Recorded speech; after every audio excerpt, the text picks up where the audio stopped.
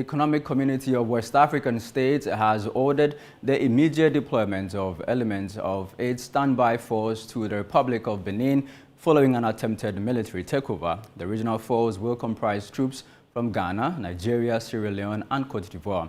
This directive comes after soldiers in Benin announced the suspension of the constitution, the closure of all land borders and the country's airspace. The soldiers, speaking on national television, claimed to have ousted President Patrice Talon and seized control of the government. According to ECOWAS, the standby force will support the government and the Republic Army of Benin to preserve constitutional order and safeguard the country's territorial integrity. Now, joining us for more on this breaking story is former Dean and Director of the Ghana Armed Forces Command and Staff College, Professor Vladimir Enchi Daso. Good evening to you, sir. Thank you for your time here on the Channel One newsroom. Benin, now, we've had issues in Mali, we've had issues in Burkina Faso, in Guinea. What is the appetite for coups in West Africa? What is really accounting for this recently?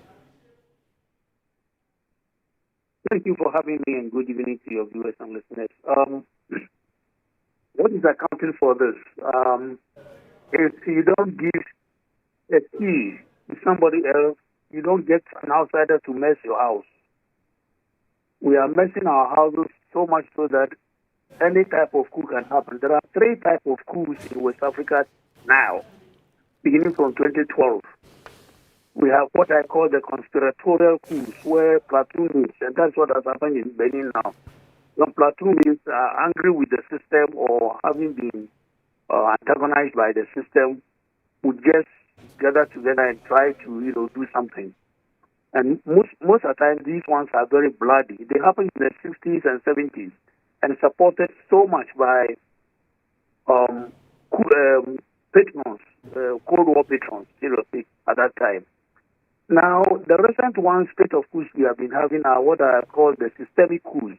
Okay. The system is imploding, like Mali, like Guinea, like Niger, like Burkina. And you have senior military officers knowing very well that they have to save the system, just get up and, some palace kind of coup.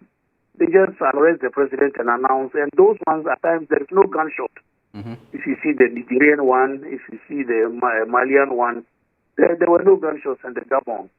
So it's not just a question of people having appetite for coups.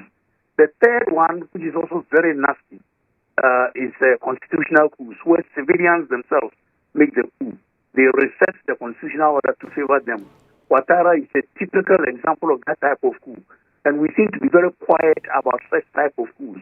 It is the most devastating, it is the most annoying of all kinds of coups. Just set the constitutional order and stay on. So what is happening in Benin is part of the ongoing situation where West Africa specifically and Africa in general, we are not putting our house in order very well. And that is why you have any one of the 3 types I've mentioned.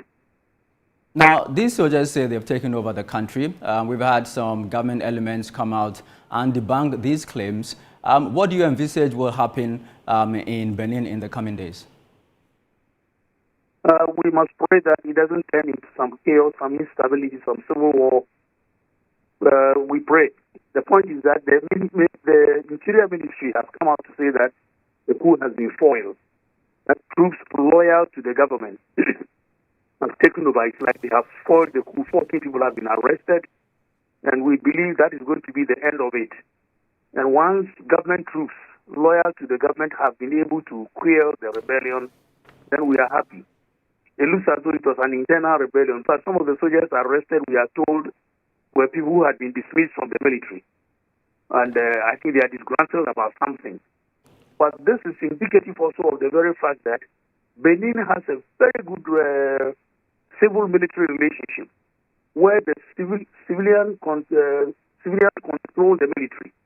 That the constitutional order is such that the military will come in only when there is a systemic instability. Right. And I talk my heart for the military in Benin, that they have been able to save the situation. They have not allowed some miscreants just to disturb the peace in Benin. Prof, the move by ECOWAS to deploy its standby force, would you say this is proactive? ECOWAS is always having some knee-jerk reaction. When situations happen like this, intelligence is very important, and you find out how you are going to intervene.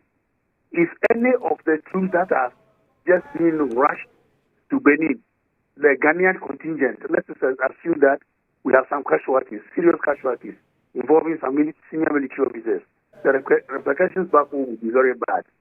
It looks as though they are intemperate when it comes to the point where soldiers are interfering. We must look at how the situation is calming, or what we can do to calm the situation, rather than rushing our soldiers in. And are we saying this president will be sustained anytime? Do we really have the West African standby force well established with a commandeering order? We threatened Niger, we couldn't go.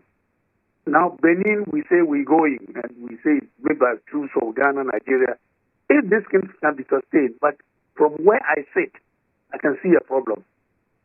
Will we be able to command troops to Nigeria if it were happening in Nigeria? Somebody should answer that question. Would we dare to go and face the Nigerian army if they are trying to take over in Nigeria? We should be very careful the way we deal with things in Africa. We couldn't go to Ivory Coast when that constitutional order was being disturbed. Is it the situation where we protect our kind? Because Ouattara is a civilian, we protect our kind. There could have been a civil war in Ivory Coast the way it did in 2011. But we kept quiet. And we doffed our hats for him a fourth term in office, having tweaked the constitution. That's also a coup. Mm-hmm. So we should be very careful the precedents we are setting. All right. Prof, finally, before you go, if you had asked to advise the governments of, say, Ghana, Nigeria, some of these countries enjoying some level of constitutional stability, what would you say to them? We must respect the objective aspect of civil-military relationship.